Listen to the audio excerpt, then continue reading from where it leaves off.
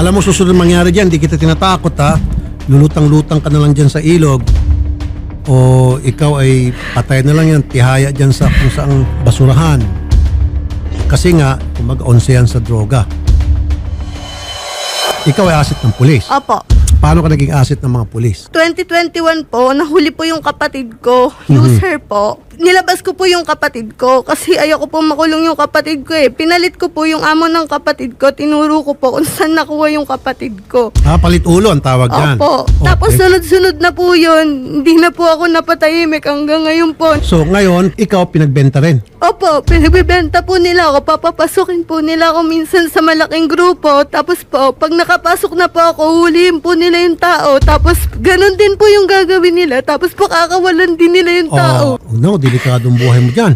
Okay, at kapag nahuli yung grupo, piperahan, and then kunin yung mga shabu, and then ibibenta yung mga shabu. Opo, Ninja Cups ang tawag dyan. Opo, tapos pakakawalan din po nila yung tao pagkatapos nun. Tapos palilipatin lang po ako nila ng ibang lugar. Tapos gagamitin ka na naman. Opo, ganun po.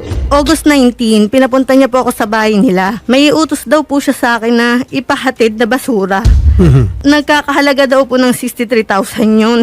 Okay. Ngayon po, yung tao po na pinag-abutan ko, kausap po nila yon. Hindi ko naman po alam na ganun yung gagawin. Binigay po sa akin, hindi naman po pera. Dyaryo lang po. Siyempre po, abutan, hindi ko naman po nakita. Nung nakita ko po, pinaliwanag ko po sa kanila yung nangyari. Hindi po sila naniniwala. Sir, bali po sir, wala pong lahat ng katotohanan po yan, sir. Bali po sir, yung time na yun, sir, ang kausap po yun, sir, yung asawa ko po. Misis mo ang kausap. So, ibig sabihin, kilala niyo po siya.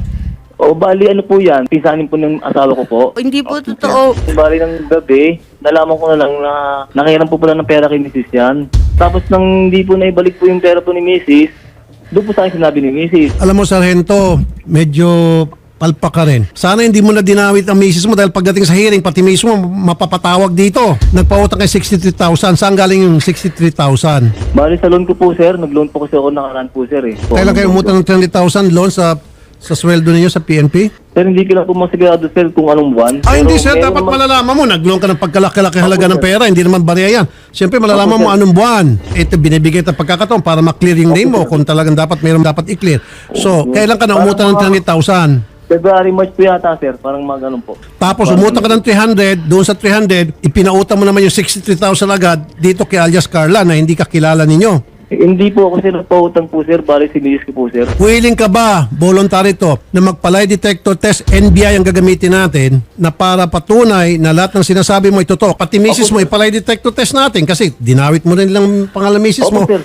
na mag-lie detector test kung sino nagsabi sa inyo totoo. Kasi siyempre Yes, sir. kasama din si alias Carla. Yes sir. Kaya nga okay sa'yo na iano natin yan, ipalay detector test namin kayo. Opo sir. Ngayon sir, ang ano namin, ipaimbestigahan po namin yung totoong pangyayari diyan sa laban sa kapulisan natin. As of now sir, dinisarmahan po natin siya at ililipat po natin siya sa assignment sa holding unit po sir. Holding unit. Good. Po sir.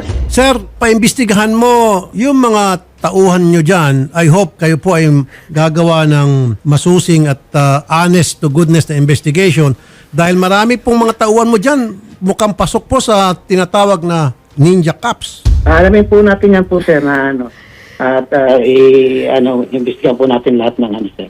Kailan Kadayona, pwede ba to your office makuha namin yung mga pangalan ng tropa niya, yung mga kasama niya dyan sa intelligence? O pwede naman po sir na ano kung sino po mga team sa opisina na kasama niya. Sa team niya? Kung ano-ano po, mag-iimbestiga po kami kung anong mga operation ang ginawa niya po sir. Di ba sir, sa tuwing meron silang gagawin operations, sa tuwing sila po'y kukuha ng asset, dapat alam po yan ng higher authority, di ho ba? Tulad Po, sir, ninyo. magpapaalam po sila kung paano nila ikakandak yung operation na gagawin. Akala ko natapos na ito, tuloy-tuloy pa rin, mas matindi itong sila.